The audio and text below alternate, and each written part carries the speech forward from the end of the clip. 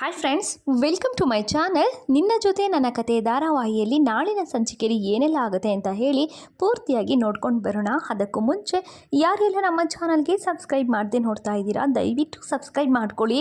ನಿಮ್ಮ ಒಂದು ಸಬ್ಸ್ಕ್ರೈಬರ್ಸು ನಮಗೆ 108 ವಿಡಿಯೋ ಮಾಡೋದಕ್ಕೆ ಸಪೋರ್ಟ್ ಅಂತಲೇ ಹೇಳ್ಬೋದು. ನಿಮ್ಮ ಒಂದೊಂದು ಸಬ್ಸ್ಕ್ರೈಬರ್ಸ್ಮಿಂದ ನಮಗೆ ದಿನ ವಿಡಿಯೋ ಮಾಡೋದಕ್ಕೆ ಹುಮ್ಮಸ್ಸು ಜಾಸ್ತಿನೇ ಆಗ್ತಾ ಇರುತ್ತೆ. ಅದಕ್ಕೋಸ್ಕರ ಹೇಳ್ತಾ ಇದ್ದೀವಿ, ದಯವಿಟ್ಟು ಸಬ್ಸ್ಕ್ರೈಬ್ ಮಾಡ್ಕೊಳ್ಳಿ. ನಿಮ್ಮ ಸಬ್ಸ್ಕ್ರೈಬಿನ ಅಗತ್ಯ ನಮಗೆ ತುಂಬಾ ಇದೆ. ಇನ್ನು ಸಂಚಿಕೆಯ ಶುರುವಿನಲ್ಲಿ ಮನೆಗೆ ಈ ಕಡೆ ಭೂಮಿ ಸರ್ಪ್ರೈಸ್ ಆಗಿ ಎಂಟ್ರಿ ಕೊಡ್ತಾಳೆ. ಮನೆಗೆ ಬರ್ತಿದ್ದ ಹಾಗೆಯೇ ಅಜಿತ್ ಕೂಡ ಭೂಮಿನ ನೋಡಿಬಿಟ್ಟು, ಭೂಮಿ ನೀನೇನು ಇಲ್ಲಿ ಅಂತ ಹೇಳಿಬಿಟ್ಟು ತುಂಬಾ ಖುಷಿಯಾಗಿ ಭೂಮಿನ ಮಾತಾಡಿಸ್ತಾ ಇರ್ತಾರೆ. ಆದರೆ ಭೂಮಿಗೆ ಅಜಿತ್ ಜೊತೆ ಮಾತಾಡೋದಕ್ಕೆ ಯಾವುದೇ ರೀತಿಯ ಆಸಕ್ತಿ ಆಗಲಿ, ಇಂಟ್ರೆಸ್ಟ್ ಆಗಲಿ, ಇನ್ನೊಂದು ಕಡೆ ಪ್ರೀತಿಗೆ ಅಂಥದ್ದು ಸಹ ಭೂಮಿ ಮನಸ್ಸಲ್ಲಿ ಇರೋದಿಲ್ಲ. ಅಜಿತ್ ಸಾಹೇಬರು ಅಂದರೆ ಇಷ್ಟು ದಿನ ಪ್ರಾಣನೇ ಬಿಡ್ತಿದ್ದಂತಹ ಭೂಮಿ ಸಡನ್ನಾಗಿ ಬದಲಾಗಿದ್ದು ಏನಕ್ಕೆ ಅಂತ ಹೇಳಿ ಈಗಾಗಲೇ ನಮಗೆಲ್ರಿಗೂ ಸಹ ಗೊತ್ತಿದೆ. ತಪ್ಪಾಗಿ ಅರ್ಥ ಮಾಡ್ಕೊಂಡಿದ್ದಾಳೆ ಅಜಿತನ್ನು ಭೂಮಿ. ಇನ್ನು ಲಕ್ಷ್ಮಿನೂ ಕೂಡ ತಪ್ಪಾಗಿ ಅರ್ಥ ಮಾಡಿಕೊಂಡು ಅದನ್ನೇ ಭೂಮಿಗೂ ಸಹ ಹೇಳಿ ಇಬ್ಬರನ್ನು ಸಹ ದೂರ ಮಾಡೋದಕ್ಕೆ ಇವಾಗ ಲಕ್ಷ್ಮಿ ಕಾರಣ ಆಗಿದ್ದಾಳೆ ಅಂತಲೇ ಹೇಳ್ಬೋದು. ಭೂಮಿ ಸಾಹೇಬ್ರೆ, ನಾನಿವಾಗ ಕಾನ್ಸ್ಟೇಬಲ್ ಆಗಿ ಸೆಲೆಕ್ಟ್ ಆಗಿದ್ದೀನಿ, ನನ್ನ ಟ್ರೈನಿಂಗು ಮುಗೀತು, ತಗೊಳ್ಳಿ ಈ ಲೆಟ್ರನ್ನ ಅಂತ ಹೇಳಿಬಿಟ್ಟು ಲೆಟ್ರನ್ನ ತಗೊಂಬಂದು ಅಜಿತ್ ಕೈಗೆ ಕೊಡ್ತಾಳೆ. ನಾನಿವತ್ತು ಇಲ್ಲಿಂದ ಸಂಪೂರ್ಣವಾಗಿ ಮನೆನ ಖಾಲಿ ಮಾಡಿಕೊಂಡು ಹೋಗೋಣ ಅಂತ ಹೇಳಿ ಬಂದಿದ್ದೀನಿ. ನನ್ನ ಕೆಲವೊಂದಿಷ್ಟು ವಸ್ತುಗಳು ಈ ಮನೆಯಲ್ಲಿ ಇದ್ದಾವೆ, ಅದನ್ನು ತಗೊಂಡು ನಾನು ಹೋಗ್ತಾ ಇದ್ದೀನಿ.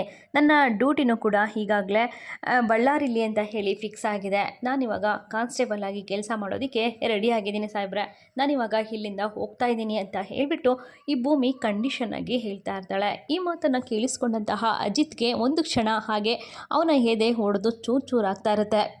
ಆಗ ನಿಧಾನವಾಗಿ ಸುಧಾರಿಸ್ಕೊಂಡು, ಭೂಮಿ ಏನು ಹೇಳ್ತಾ ಇದೆಯಾ, ನನ್ನನ್ನು ಬಿಟ್ಟು ಹೊರಟೋಗ್ಬಿಡ್ತೀಯಾ ಆಗಿದ್ದರೆ ಅಂತ ಹೇಳಿ ಅಜಿತ್ ಕೇಳ್ತಾರೆ. ಈ ಮಾತಿಗೆ ಭೂಮಿಗೂ ಸಹ ಏನು ಹೇಳಬೇಕು ಅಂತ ಹೇಳಿ ಗೊತ್ತಾಗ್ತಾ ಇರೋದಿಲ್ಲ. ಯಾಕೆ ಅಂತಂದರೆ ಒಂದು ಕಾಲದಲ್ಲಿ ಇವರೇ ನನ್ನ ಗಂಡ, ಈ ಜನ್ಮಕ್ಕೂ ಕೂಡ ಇವರೇ ನನ್ನ ಗಂಡನ ಆಗಿರಬೇಕು ಅಂತ ಹೇಳಿ ಭೂಮಿ ತುಂಬ ಅಂದರೆ ತುಂಬಾ ಹಚ್ಕೊಂಡಿದ್ಲು. ಪ್ರತಿಯೊಂದಕ್ಕೂ ಸಹ ಸಾಹೇಬ್ರೆ ಅಂತ ಹೇಳಿ ಯಾವಾಗಲೂ ಸಾಹೇಬ್ರ ಜೊತೆ ಇದ್ದಂತಹ ಭೂಮಿ ಇವತ್ತು ನಾನು ನಿಮ್ಮನ್ನು ಬಿಟ್ಟು ಹೋಗ್ತಾ ಇದ್ದೀನಿ ಅಂತ ಹೇಳಿ ಹೇಳ್ತಾ ಇದ್ದಾಳೆ. ಇಂಥ ಒಂದು ಟೈಮಲ್ಲಿ ನನಗೆ ಮಾತಾಡೋದಕ್ಕೆ ಇಷ್ಟ ಇಲ್ಲ ಸಾಹೇಬ್ರೆ, ಇವಾಗ ನಮ್ಮ ಗಾಡಿ ಆಚೆ ಕಡೆ ಕಾಯ್ತಾ ಇದೆ, ನಾನು ಹೊರಡಬೇಕು ಅಂತ ಹೇಳಿಬಿಟ್ಟು ಭೂಮಿ ಹೇಳ್ತಾಳೆ.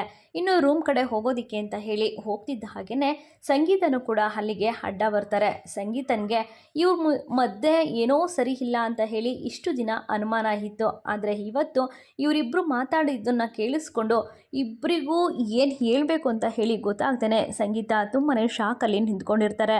ಅಂದರೆ ಭೂಮಿ ಅಜಿತನ್ನು ಬಿಟ್ಟೋಗ್ಬೇಕು ಅಂತ ಹೇಳಿ ನಿರ್ಧಾರ ಮಾಡಿದ್ದಾಳೆ. ಏನಾಯಿತು ಇವರಿಬ್ಬರು ಮಧ್ಯೆ, ಯಾಕೆ ಇವಳು ಇಂಥ ಒಂದು ನಿರ್ಧಾರಕ್ಕೆ ಬಂದಿದ್ದಾಳೆ ಅಂತ ಹೇಳಿಬಿಟ್ಟು ಸಂಗೀತ ಅವರು ತುಂಬಾ ಗಾಢವಾಗಿ ಯೋಚನೆ ಮಾಡ್ತಾ ನಿಂತ್ಕೊಂಡಿರ್ತಾರೆ. ಸಂಗೀತ ಅವ್ರ ರಿಯಾಕ್ಷನ್ ಈಗಾಗಲೇ ತುಂಬಾ ಕೆಟ್ಟದಾಗಿರುತ್ತೆ. ಅದನ್ನು ಅಜಿತ್ ಕೂಡ ನೋಡ್ತಾನೆ, ಭೂಮಿನೂ ಸಹ ನೋಡ್ತಾರೆ. ಅಜಿತ್ ಅಮ್ಮ ಅದು ಅಂತ ಹೇಳಿ ಸಂಗೀತ ಹತ್ರ ನಿಧಾನವಾಗಿ ಬರ್ತಾರೆ.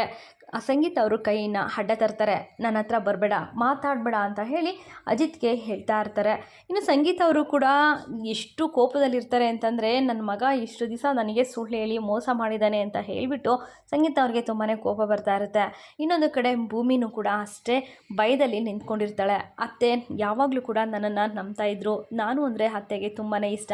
ಇವತ್ತು ನಾನು ಸುಳ್ಳು ಹೇಳಿದ್ದೀನಿ ಅಂತ ಅತ್ತೆಗೆ ಏನಾದರೂ ಗೊತ್ತಾಯಿತು ಅಂತಂದರೆ ಅವ್ರ ಜೀವಕ್ಕೆ ಮತ್ತೆ ಏನಾದರೂ ಅಪಾಯ ಆದರೆ ಅದಕ್ಕೆ ಕಾರಣ ನಾನೇ ಹಾಕ್ತೀನಾ ಅಂತ ಹೇಳಿಬಿಟ್ಟು ಭೂಮಿನೂ ಕೂಡ ಅಷ್ಟೇ ಭಯದಲ್ಲಿ ನಿಂತ್ಕೊಂಡಿರ್ತಾರೆ. ಒಂದು ಕಡೆ ಅಜಿತ್ ಭಯ ಬಿದ್ದರೆ ಇನ್ನೊಂದು ಕಡೆ ಭೂಮಿ. ಇವರಿಬ್ಬರು ಮಧ್ಯೆ ಸಂಗೀತ ಅವರು ಏನು ಮಾಡ್ತಾರೆ, ಇನ್ನು ಸಂಗೀತ ಅವರು ಒಳ್ಳೆ ನಿರ್ಧಾರಕ್ಕೆ ಬರ್ತಾರಾ, ಮಗ ಸೊಸೆ ದೂರ ಆಗೋದಕ್ಕೆ ಬಿಡದೇನೆ ಇಬ್ಬರನ್ನೂ ಸಹ ಒಂದು ಮಾಡ್ತಾರಾ, ಅದು ಯಾವ ರೀತಿ ಒಂದು ಮಾಡ್ತಾರೆ ಕಾದು ನೋಡೋಣ. ದಯವಿಟ್ಟು ಸಬ್ಸ್ಕ್ರೈಬ್ ಮಾಡ್ಕೊಳ್ಳಿ. ಮುಂದೆ ಬರುವಂತಹ ವಿಡಿಯೋದಲ್ಲಿ ಮತ್ತೆ ಕಾದು ನೋಡೋಣ. ಅಲ್ಲಿವರೆಗೂ take care and bye. Thank you for watching.